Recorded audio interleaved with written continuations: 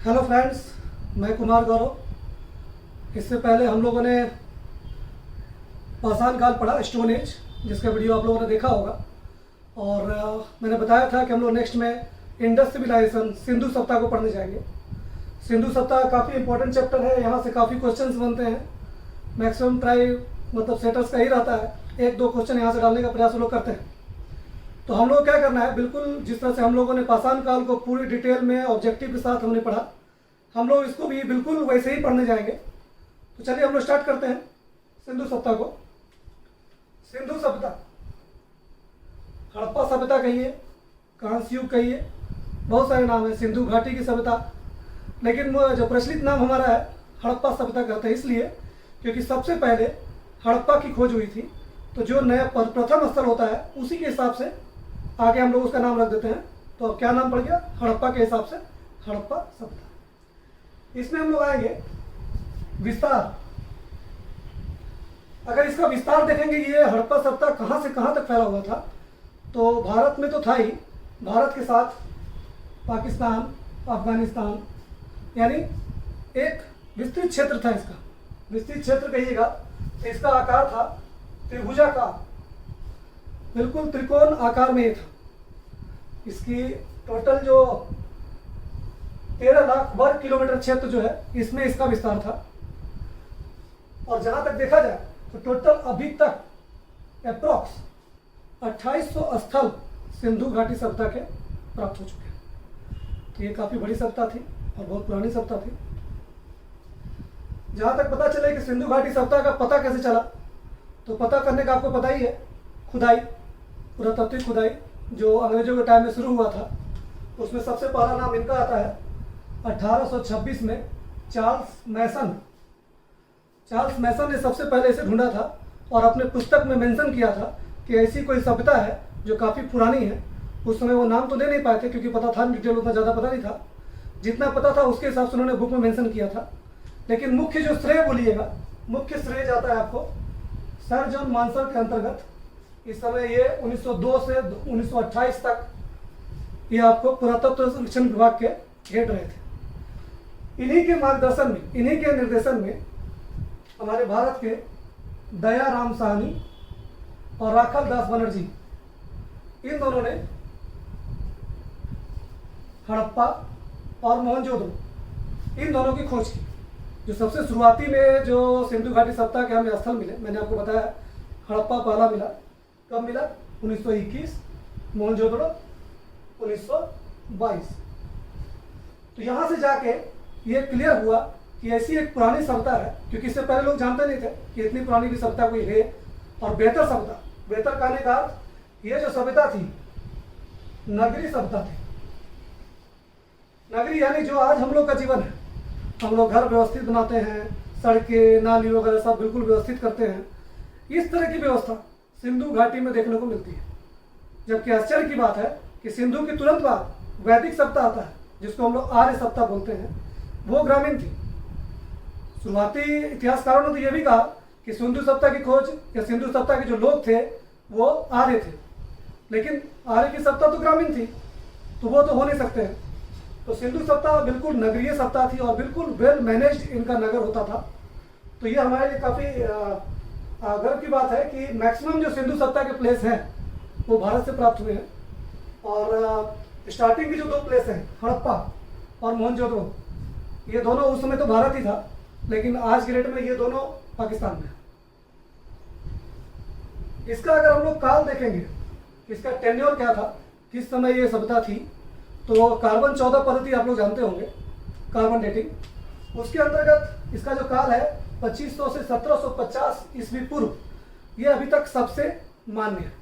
ऐसे तो बहुत सारे डेट्स मिलेंगे आपको, एग्जाम में जनरली इस डेट से बचता है, मतलब एग्जामिनर ये मतलब जो सेट नहीं करते हैं लोग इस क्वेश्चन को, लेकिन बाई चांस अगर ये क्वेश्चन आता है तो सबसे मान्य जो काल है वो है 2500 से 1750 ईस्वी।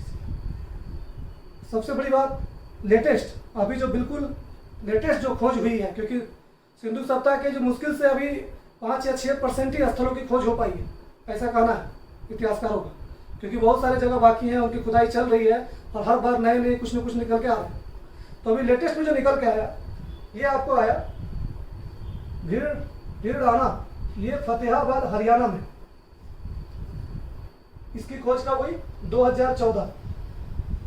इस खोज के बाद अभी तक हम लोग जो समझ रहे थे कि 2500 से 1700 ईसा 1750 ईसा पूर्व के पहले का ही ये काल था, लेकिन इस खोज के बाद ये पता चला कि ये 8000 ईसा पूर्व के काल तक, मतलब कहने का इतनी पुरानी सभ्यता, यानी 8000 ईसा पूर्व पुरानी सभ्यता, सिंधु सभ्यता को आज के डेट में मान्यता दिया जा रहा है।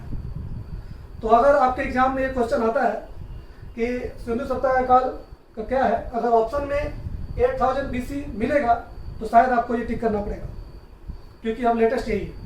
लेकिन जहाँ तक मेरी उम्मीद है कि अभी इस तरह का क्वेश्चन एग्जाम में आने की उम्मीद बहुत कम है। चलिए नेक्स्ट हम देखते हैं कि सिंधु सभ्यता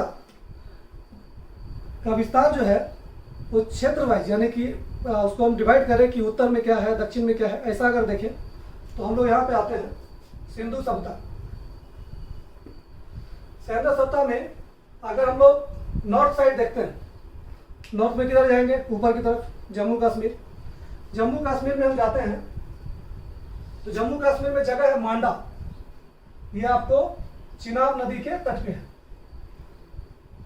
ये हमारा क्षेत्र होता है सिंधु का, जो सबसे हाईएस्ट, मतलब उसके ऊपर नहीं पद मिला अभी तक, मांडा ही सबसे हाईएस्ट मिला है उत्तर में। इसकी खोज किसने की? 1982 में जेपी जोशी और मधुबाला। 1982 में जेपी जोशी और मधुबाला ने मांडा, जो कि हमारे उत्तर में जम्मू कश्मीर में है, की खोज की। मांडा किस जगह, किस नदी के पास है? चिनाब। बिल्कुल ये क्वेश्चन बनता है, इसलिए इसको ध्यान से सुने। नेक्स्ट आते हैं, ये तो नॉर्थ हो गया, हम लोग आते हैं साउथ। साउथ में आएंगे दैमाबाद। दैमाबाद कहाँ पे है? महाराष्ट्र। महाराष्ट्र में ये कहाँ पे है? अहमदनगर डिस्ट्रिक्ट है। अभी मैं जिस जगह पे खड़ा हूँ यहाँ से मुश्किल से 100-125 किलोमीटर पे ये अहमदनगर डिस्ट्रिक्ट है, यानी दैमाबाद बिल्कुल मेरे ही पास है। Actually I am posted in Maharashtra, तो सारे ये क्षेत्र आसपास में ही पड़ते हैं। तो दैमाबाद कहाँ पे? महाराष्ट्र में, अहमदनगर डिस्ट्रिक्ट में। तो किस नदी के पास? प्रवरा नदी के पास। ठीक है, नेक्स्ट आइए, नॉर्थ साउथ हो गया, हम लोग ईस्ट की तरफ जाते हैं। ईस्ट में आएंगे, ईस्ट में अपना है आलमगीरपुर। आलमगीरपुर कहाँ हो गया? उत्तर प्रदेश। उत्तर प्रदेश में मेरठ। मेरठ का नाम आप लोगों ने बार बार सुना होगा, आलमगीरपुर लोग कम सुनते हैं, बहुत कम सुना होगा आपने, लेकिन मेरठ लोग जानते हैं। तो मेरठ में ही एक छोटा जगह है आलमगीरपुर, जहाँ सिंधु सभ्यता का ईस्ट का जो है लास्ट है, यानी पूर्व की तरफ आलमगीरपुर के आगे नहीं मिला है। तो ये किस जगह पे है? हिंडन नदी के पास। आलमगीरपुर हिंडन नदी के पास बसा है। जनरली क्या है, सिंधु सभ्यता के मैक्सिमम जो क्षेत्र हैं वो किसी न किसी नदी या समुद्र इसके आसपास ही बसे हैं। ऐसा इसलिए होता है कि कोई भी सभ्यता, अगर जैसे आज ना हम लोग पानी की टंकी है, नल सप्लाई है, ये सब हम लोग करते हैं, उस समय ऐसा कुछ था नहीं। उस समय क्या था? नदी होगा, समुद्र होगा, उसके आसपास पानी का सोर्स जहाँ अवेलेबल होगा वहीं पर लोग बसेंगे और उसी के हिसाब से खेती वगैरह करेंगे, पानी पीने का, जीविका का साधन वगैरह बनेगा। इसीलिए जितने भी क्षेत्र हैं वो सब नदी के आसपास ही है या समुद्र के आसपास। ठीक है, इसकी खोज की थी यज्ञदत्त शर्मा। आलमगीरपुर की खोज किसने की थी? यज्ञदत्त शर्मा। नेक्स्ट आइए वेस्ट, पश्चिम की तरफ। पश्चिम की तरफ हम लोग जाते हैं तो हम लोग पाकिस्तान तक पहुंच जाते हैं। पाकिस्तान में कौन सा जगह है? सुतकगेनडोर। ये कहाँ है? बलूचिस्तान। मैक्सिमम आपको क्वेश्चन जो मिलेंगे सुतकगेनडोर के जगह पर बलूचिस्तान में मिल सकता है, तो ये दोनों में कोई भी आपको टिक करना है, क्योंकि ये तो एक छोटा क्षेत्र है, बलूचिस्तान उसका एक बड़ा एरिया हो गया। तो ये दोनों हमको ध्यान रखना है। ये कहाँ पे है? प्रेजेंट में पाकिस्तान में। इसकी खोज किसने की? 1927 में R.L. स्टीन। सुतकगेनडोर की खोज किसने की? R.L. स्टीन। कब की? 1927। यानी हड़प्पा की खोज कब हुई थी? 1921 में। मोहनजोदड़ो की 1922 में। उसी क्षेत्र में आगे बढ़ते हुए 1927 में इसकी खोज हुई। यह किस नदी के पास है? दस्त या दास्क, एक दो नाम जनरली नदी के मिलते ही हैं, तो दस्क भी बोल सकते हैं या दास भी बोल सकते हैं। तो ये हमारा क्षेत्र हो गया जिसको बोलते हैं शुद्ध हिंदी में चौहद्दी। सिंधु सत्ता की चौथी यही। अब इसमें क्या है, कभी कभी एग्जाम में ये क्वेश्चन पूछ देता है डिस्टेंस ईस्ट से आपको वेस्ट में कितना डिस्टेंस है, नॉर्थ से साउथ में डिस्टेंस कितना है। तो यहाँ ध्यान दीजिए, नॉर्थ से साउथ इसका डिस्टेंस है 1100 किलोमीटर, 1100 किलोमीटर, बिल्कुल याद रखिए। यानी जम्मू कश्मीर से नीचे महाराष्ट्र, तो ऊपर से नीचे आ रहे हैं तो कितना किलोमीटर है, 1100 किलोमीटर। और अब हम लोग इधर जाएंगे, आलमगीरपुर यूपी से पाकिस्तान की तरफ, सुद का गेंदौर की तरफ, तो इसका डिस्टेंस है ईस्ट टू वेस्ट 1600 किलोमीटर। यानी ईस्ट टू वेस्ट जो है डिस्टेंस ज़्यादा है, 500 किलोमीटर ज़्यादा है। तो इधर 1600 है और नॉर्थ टू साउथ 1100 है। ठीक है। अब इसमें क्या है, ये जितने भी पॉइंट हमने बताए ये देखने में काफ़ी इजी लग रहे हैं, लेकिन मैक्सिमम क्वेश्चन अगर आप करने जाएंगे घूम फिर के यहीं से आता है। क्वेश्चन कैसे आएगा, सिंधु सत्ता में दक्षिणी सीमा कौन सी है, दक्षिणी सीमा कौन सी है, चारों ऑप्शन रहेंगे आपके पास। तो दक्षिणी सीमा कौन होगा, दैमाबाद। फिर क्वेश्चन आएगा पूर्वी सीमा कौन सी है, तो एग्जाम में आलमगीरपुर भी मिल सकता है, मेरठ भी मिल सकता है, तो ये आपको ध्यान रखना है, या उत्तर प्रदेश भी मिल सकता है। तो ये तीनों चीजें, यानी कि सिर्फ आलमगीरपुर को ध्यान कर लिए, मेरठ को छोड़ दिया, ऐसा ये ध्यान रखना है कि आलमगीरपुर कहाँ है भैया, मेरठ में है, मेरठ कहाँ है, यूपी में। तो ईस्ट यानी पूर्व सीमा ये हो गया। उत्तरी सीमा कौन सा होगा, मांडा जम्मू कश्मीर। पश्चिमी सीमा कौन सी है, सुद का गेंदौर बलूचिस्तान यानी पाकिस्तान। फिर क्वेश्चन क्या आता है, मांडा किस नदी के किनारे है, चिनाब नदी के किनारे। दैमाबाद किस नदी के किनारे है, प्रवरा नदी के किनारे है। आलमगीरपुर किस नदी के किनारे है, हिंडन नदी के किनारे है। सुद का गेंदौर किस नदी के किनारे है, दस्त या दास नदी के किनारे है। तो इससे सारे क्वेश्चन बनते हैं, ऐसा नहीं कि आप इसे बच सकते हैं। एक तो ये क्वेश्चन जो ये तो बार बार आता है कि सिंधु सत्ता का आकार कैसा था, आयताकार, गोलाकार, त्रिभुजाकार, ये करके आएगा। आपको ध्यान रखना है सिंधु सत्ता का जो काल है वो है त्रिभुजाकार। ये 13 लाख वर्ग किलोमीटर आप ध्यान रखें, क्वेश्चन से कम आते हैं इसे, लेकिन ध्यान रखने में हमारा क्या है, ये ध्यान रखेंगे। इधर का क्वेश्चन हमने बता दिया आपको, विस्तार हम जान ही चुके हैं, इंडिया, पाकिस्तान, अफगानिस्तान तीनों जगह विस्तार है। सबसे पहले खोज हड़प्पा की हुई। हर समय ये क्वेश्चन आता है कि हड़प्पा की खोज किस ईस्वी में हुई, 1921 में। किसने की, दयाराम साहनी ने, राय बहादुर दयाराम साहनी भी लिख के आपको आ सकता है, बड़ा नाम है इनका। दूसरा क्या आएगा, मोहनजोदड़ो की खोज कब हुई, तो जस्ट हड़प्पा के जस्ट 1 साल बाद 1922 में। किसने की, तो राखल दास बनर्जी ने की। ये बार बार आएगा, ये मतलब रिपीटेड क्वेश्चन है, मतलब हर तरह के एग्जाम में, एसएससी, जेपीएससी, हर तरह के एग्जाम में आपको ये मिलेगा। तो ये ध्यान है। फिर पूछता क्या है कि हड़प्पा और मोहनजोदड़ो की खुदाई के प्रभारी कौन थे। ये लोग तो खोज करता थे, प्रभारी कौन थे, सर जॉन मार्शल, ये आपको ध्यान रखना है। सर्वप्रथम सिंधु सत्ता की खोज किसने की, चार्ल्स मैसन, ये आता है। तो इस तरह से हमारे पास ये क्वेश्चंस बनते हैं। और सबसे बड़ी बात कि एक क्वेश्चन आएगा, सिंधु सभ्यता वैदिक सभ्यता से किस तरह से भिन्न थी, यानी अलग थी। डिफरेंस क्या था सिंधु सभ्यता और वैदिक सभ्यता में। सिंपल इसका आंसर होता है अपने नगर नियोजन के लिए, क्योंकि सिंधु सभ्यता नगरी सभ्यता थी और आर्य सभ्यता ग्रामीण सभ्यता थी। और ये क्वेश्चन मैक्सिमम टाइम रिपीटेड। ठीक है दोस्तों, अब इसमें हम लोग आगे चलते हैं। नेक्स्ट हम लोग आएंगे, आप देखेंगे सिंधु सभ्यता की सामाजिक, राजनीतिक, आर्थिक, ये सब क्या स्थिति थी। नेक्स्ट हम लोग उसमें आते हैं।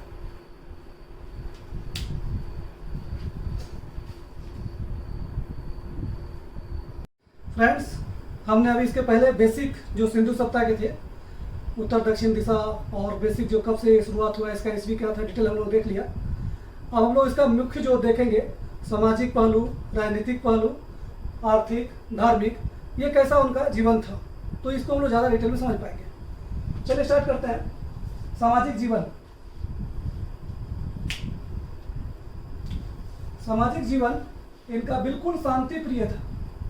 कहने का अर्थ, जैसे मेडाइवल और बाकी समय में आप देखेंगे कि युद्ध प्रिय थे लोग, युद्ध से इनको इंटरेस्ट नहीं था। ये लोग मैक्सिमम शांति प्रिय जीवन बिताना चाहते थे और शांति प्रिय जीवन ही जीते थे। सामाजिक जीवन क्या था इनका, परिवार जैसे आज हमारा होता है, माता पिता, भाई बहन, उस तरह से परिवार था। लेकिन चूंकि मातृ देवी की पूजा के साक्ष्य मिले हैं, मातृ देवी यानी माता का पूजा ये लोग करते थे, तो इससे इतिहासकारों ने अंदाजा लगाया कि ये जो परिवार था ये मातृ सत्तात्मक था, यानी सिंधु सत्ता का काल जो है पितृ सत्तात्मक ना होकर मातृ सत्तात्मक है। नेक्स्ट आते हैं कि इनका समाज जो है वो 4 भागों में डिवाइड था। आज भी हम लोग कास्ट वाइज डिवाइड किए हैं, उस समय कास्टिज्म का ऐसा सिस्टम नहीं था, जैसे लोग काम करते थे वैसा मानते थे। जैसे विद्वान, जिसे पुरोहित, जो ही पुरोहित थे विद्वान कहलाते थे। योद्धा, जो रक्षा करते थे प्राचीर की या छोटे मोटे युद्ध जो कभी को लड़ना पड़ता था उसके लिए योद्धा। व्यापारी, जो व्यापार के लिए करते थे व्यापारी हो गए। और श्रमिक वर्ग, जो बिल्कुल लोअर वर्ग में आ गया। श्रमिक वर्ग को काफी डिटेल जाने पर इतिहासकार ये मानते हैं कि श्रमिक वर्ग से दास प्रथा का अंदाजा लगता है कि उस समय शायद दास प्रथा प्रचलित थी। तो हमको क्या याद रखना है कि हमारा जो समाज था सिंधु सत्ता का वो 4 भाग में डिवाइड था। विद्वान जो पुरोहित था, विद्वान के बाद योद्धा, व्यापारी और श्रमिक। एग्जाम में क्वेश्चन पूछता है, इसमें क्या करता है, विद्वान को बाद में कर देगा, योद्धा को पहले कर देगा, श्रमिक को पहले कर देगा, इसको इंटरचेंज करके देता है एग्जाम में।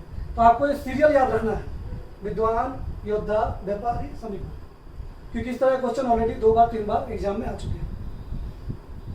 नेक्स्ट आते हैं आभूषण।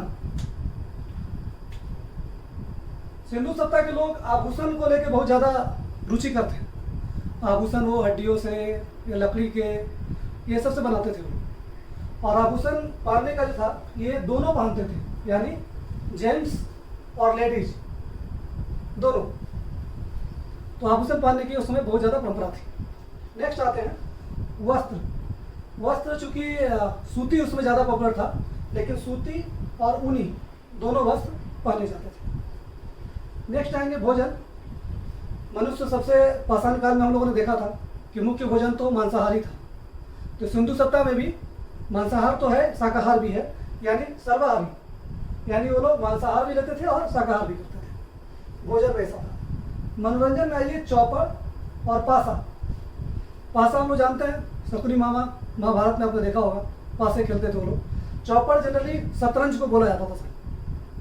तो ये 2 मनोरंजन के साधन थे जो लोग खेलते थे। ज्ञान के रूप में देखेंगे तो माप तौल, गणित का ज्ञान, मौसम का ज्ञान और ग्रह नक्षत्र, ये चारों चीजों का ज्ञान इनको था। इसका मतलब सिंधु सत्ता आज के डेट में आप मिला के मैच करेंगे, ये सारी चीजें आपको आज के डेट में दिखेंगी। तो इतनी पुरानी सत्ता और फिर भी ये सारी चीजें दिखती हैं, इससे आप अंदाजा लगा सकते हैं कि सिंधु सत्ता का सामाजिक जीवन कितना बेहतर और सुदृढ़ था। फिर से एक रिपीट पे जाते हैं। परिवार क्या है, मातृ सत्तात्मक है, मातृ देवी की पूजा होती थी वहां पे। समाज 4 भाग में विभक्त है, विद्वान, योद्धा, व्यापारी और श्रमिक। आभूषण देखेंगे, जेंट लेडीज दोनों आभूषण का इस्तेमाल करते थे। वस्त्र में सूती या ऊनी दोनों का यूज किया जाता था। भोजन शाकाहार और मांसाहार दोनों है। मनोरंजन में चौपड़ और पासा सबसे ज्यादा इसका प्रमाण मिला है। ज्ञान में कहा जाए तो माप तौल, गणित, मौसम क्यों चेंज होता है, ये सब का आइडिया इनको था। और ग्रह नक्षत्र वगैरह ये लोग जैसे आज हम लोग करते हैं ना, ये ग्रह हो गया वो ग्रह हो गया, ये सब का आइडिया इन लोगों को था। तो सामाजिक जीवन में मुख्य रूप से इसको बस ध्यान रखेंगे, इतना हमारे लिए काफी है। नेक्स्ट आते हैं राजनीतिक जीवन। राजनीतिक जीवन के साक्ष्य बहुत ज्यादा हम लोगों को मिला नहीं है कि उन लोगों का कोई राजनीतिक प्रक्षेप था नहीं था, लेकिन आर्थिक डेवलपमेंट जो उन्नति है उसको देख के लगता है कि हड़प्पा और मोहनजोदड़ो के राजनीतिक कुछ न कुछ संबंध होंगे, लेकिन ऐसा कोई प्रमाण हमारे पास नहीं है। हंटर की बात माने, इन्होंने कहा कि ये जीवन जो था सिंधु सत्ता का वो जनतंत्रात्मक था। जब राजनीति नहीं है इसका मतलब राजतंत्रात्मक, राजा वगैरह कोई था नहीं, तो जनता था, जनता के द्वारा चुने जाते थे, वैसा दिखाया। ऐसे आपको एक मूवी भी देखे होंगे आपने मोहनजोदड़ो में, उसमें इसको दिखाया गया है कि राजतंत्रात्मक ना होकर जनतंत्रात्मक व्यवस्था थी उसमें, वो आपने डिस्प्ले किया, शायद आपने देखा हो। व्हीलर की बात माने तो ये क्या कहते हैं कि मध्यम वर्गीय जनतंत्रात्मक था, यानी कहने का अर्थ लोअर तबकों का उसमें कोई ज्यादा इंटरफेयर नहीं था, मध्यम वर्गीय या अपर वर्गीय लोग इसको जनतांत्रिक रूप में चलाते थे। तो ओवरऑल हमको यही जानना है, हमको क्या ध्यान करना है कि राजनीतिक जीवन क्या था सिर्फ और सिर्फ जनतंत्रात्मक था। ये हमारे माइंड में हमको बिठाना है। नेक्स्ट आते हैं, जो हमने बताया आपको, राजनीतिक संगठन का कोई प्रमाण नहीं है। तो राजनीतिक जीवन में इससे ज़्यादा हमको ध्यान देने की आवश्यकता नहीं है। एक रिपीट कर रहे हैं, राजनीतिक जीवन कैसा था, तो जनतंत्रात्मक था। इससे ज़्यादा कुछ ध्यान करने की जरूरत नहीं। नेक्स्ट आइए, आर्थिक जीवन। आर्थिक जीवन मुख्य है, क्योंकि सिंधु सत्ता का काल जो था ये काफ़ी उन्नत काल था। इस समय उन्नति क्यों थी, क्योंकि ये लोग कृषि, पशुपालन और बहुत सारे, जैसे कॉटन है, कपास है, जिसको कि मेसोपोटामिया को लोग सिंडम का के बुलाते थे, तो ये सब भारत में ज़्यादा हुआ था। इसके वजह से क्या था, कृषि हो रहा था और इसी के जरिए उनको व्यापार भी कर रहे थे वो लोग। धातु का भी आविष्कार था, तांबे का आविष्कार हो चुका है, तांबे को लोग जानते थे। तो इसके जरिए काफ़ी ये उन्नत व्यवस्था थी।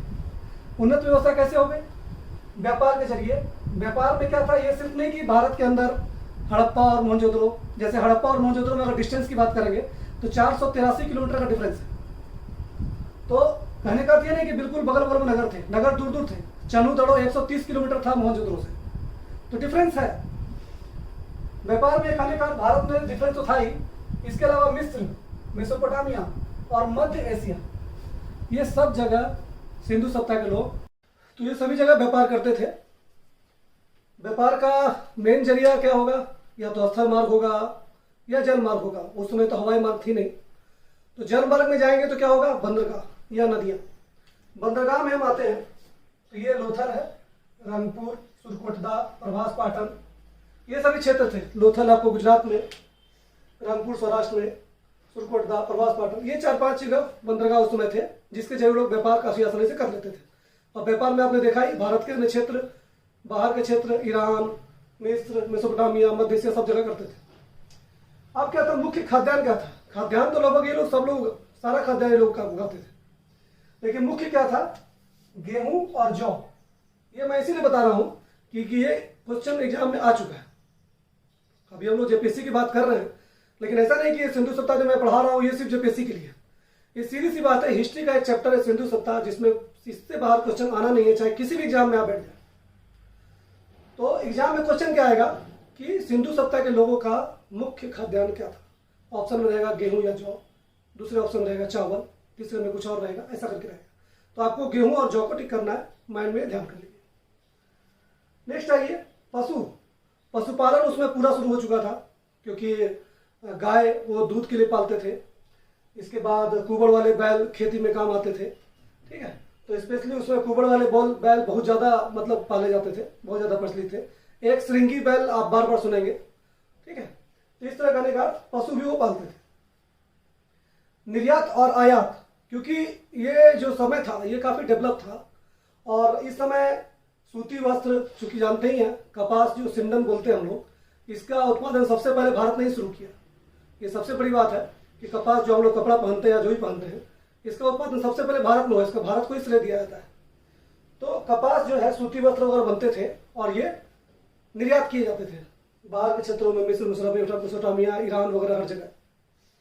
हाथी के दांत, लकड़ी, ये सब निर्यात होते थे। निर्यात के अलावा ये लोग आयात भी करते थे। आयात में क्या क्या है, चांदी है, टीन है, तांबा है, लाजवंत है। एक बात बिल्कुल माइंड कीजिएगा, इस समय के लोग लोहे से परिचित नहीं थे, लोहे से परिचित नहीं थे। लोहा को छोड़कर ये बाकी चीजें जो हम लोग जानते हैं, चांदी, टीन, तांबा, ये सब जानते हैं। तो चांदी कहां से मंगाते थे ये लोग, चांदी मंगाते थे ईरान से, अफगानिस्तान से। टीन अफगानिस्तान से, तांबा खेतरी से, लाजवर्द मेसोपोटामिया से। ये क्वेश्चन जो है लाजवर्द वाला, ये क्वेश्चन बहुत सारे एग्जाम में, एसएससी में और बीपीएससी वगैरह, जो मतलब पीसीएस लेवल के एग्जाम में ये क्वेश्चन आ गया है कि लाजवर्द, सिंधु सत्ता के लोग लाजवर्द कहाँ से मंगाते थे। तो आपको ध्यान रखना है मेसोपोटामिया। तो आर्थिक क्षेत्र में अब इतना देखने के बाद आपको ये समझ में आ गया होगा कि ये काफ़ी बेहतर क्षेत्र था सिंधु सत्ता का, और काफ़ी डेवलप था। इसके जरिए लोग काफ़ी उन्नत हो रहे थे। अगर शायद सिंधु सत्ता का पतन न हुआ होता तो आज वो काफ़ी, हम लोग को बहुत कुछ सुनने को मिलता, देखने को मिलता, लेकिन पतन हो गया। तो चलिए, आर्थिक जीवन हम लोग देख चुके हैं। नेक्स्ट आता है धार्मिक। क्या है, सिंधु सत्ता में धार्मिक जीवन शुरुआत हो गई थी, लेकिन अनफॉर्चुनेट हम लोगों को अभी तक मंदिर का प्रमाण नहीं मिला है। यानी पूजा पाठ तो करते थे वो लोग, लेकिन मंदिर के साक्ष्य अभी तक नहीं मिले। पूजा में क्या है, ऐसा नहीं कि सिर्फ नॉर्मल करते थे, सबकी पूजा करते थे। मानव, वृक्ष, पशु, सभी की पूजा करते थे वो लोग। लेकिन साथ ही साथ जैसे लोग भगवान को मानते हैं, उसके साथ साथ थोड़ा अंधविश्वास भी आ जाता है। तो अंधविश्वास जो आज की डेट में भी है, ये खत्म होता नहीं है, शायद खत्म होगा भी नहीं। भूत प्रेत, जादू टोना, बलि प्रथा, उसमें बलि प्रथा के ही प्रमाण मिले। तो ये सब भी उस समय आपको धार्मिक जीवन में देखने को मिला है। पूजा में किसकी करते थे? मातृदेवी। मैंने आपको पहले ही बताया था, सामाजिक जीवन में मातृदेवी की पूजा करते थे। इसी के अनुसार हम लोग भी मानते हैं कि समाज क्या था, मातृसत्तात्मक था, तो मातृदेवी की पूजा यहाँ पाई गई। इसके बाद पशुपतिनाथ, पशुपति का वहां की मुद्रा, वहां से जो मुद्राएं प्राप्त हुई है, मुद्रा किसकी बनती थी? मुद्रा बनती थी सेल खड़ी। ये आप लोग ध्यान कीजिएगा, एग्जाम में एक क्वेश्चन आता है कि सिंधु घाटी के लोग मुद्राएं किस चीज की बनाते थे। कोई चांदी मार देगा, कोई कुछ मार देगा, लेकिन ध्यान रखिएगा मैक्सिमम मुद्राएं सेल खड़ी की बनती थी। और एग्जाम में भी आपको टिक यही करना है, मुद्रा किसकी बनती थी? सेल खड़ी। तो इन मुद्राओं में सेल खड़ी की जो मुद्राएं बनती थी, इन मुद्राओं में पशुपतिनाथ या पशुपति बोलिए, इनका उसमें अंकन है। इसके अलावा लिंग योनि की पूजा करते थे। आज भी हम लोग शंकर भगवान की पूजा करते हैं, उसी तरह से लिंग योनि की पूजा भी प्रचलित उसमें थी। वहां पर आपको पता है कि मोहनजोदड़ो में एक स्नानागार मिला है जो बहुत पॉपुलर है, आप लोग जानते होंगे, सब लोग जानते हैं। स्नानागार के बारे में ये कहा जाता है कि ये धार्मिक अनुष्ठान के लिए इस्तेमाल किए जाते थे स्पेशली। इसके अलावा अग्नि, चक्र, स्वास्तिक, कलिकात, जो आज हम लोग स्वास्तिक जानते हैं, इसकी खोज सिंधु सत्ता में ही हुई थी, जो आज भी इतनी पॉपुलर है कि हम लोग किसी भी धर्म पूजा में इस स्वास्तिक चिन्ह को हम लोग डालते हैं। स्वास्तिक चिन्ह आप लोग जानते होंगे,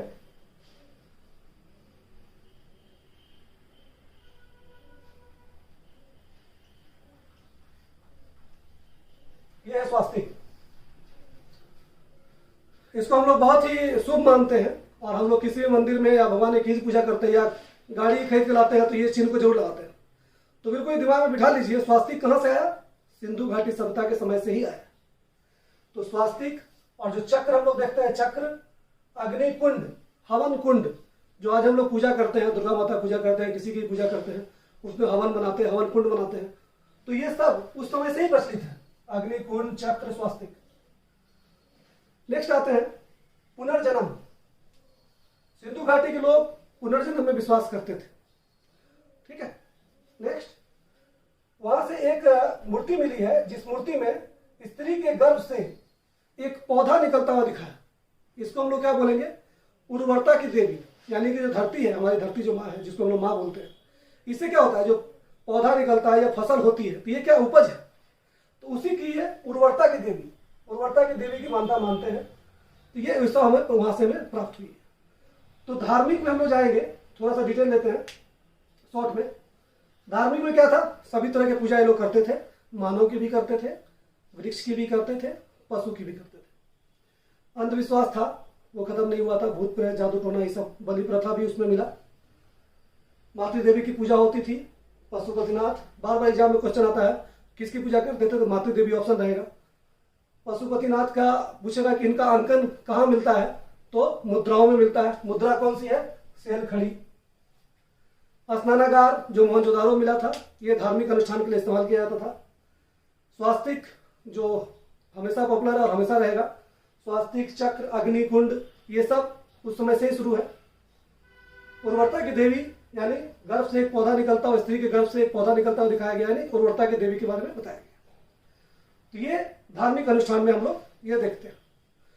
तो ओवरऑल हम लोग सामाजिक, राजनीतिक, आर्थिक और धार्मिक, ये चारों कवर करने के बाद सिंधु सभ्यता में इस क्षेत्र से भी कुछ बचता नहीं। यानी इससे अगर कहीं से भी कोई क्वेश्चन एसएससी या किसी भी एग्जाम या जेपीएससी कहीं भी आता है, तो इससे बाहर ये क्वेश्चन जाता नहीं। तो बस इसको ध्यान रखें। अब हम लोग आगे बढ़ते हैं। आगे हम लोग देखेंगे सिंधु सभ्यता के स्थल, जैसे ये आपने सुना हड़प्पा, मोहनजोदड़ो, राखीगढ़ी, बहुत सारे स्थल हैं। उन सभी स्थल क्या थे, उसमें क्या डिफरेंस थे, वो क्या बेहतर था, उसमें क्या क्या विशेषताएं थी, हम लोग आगे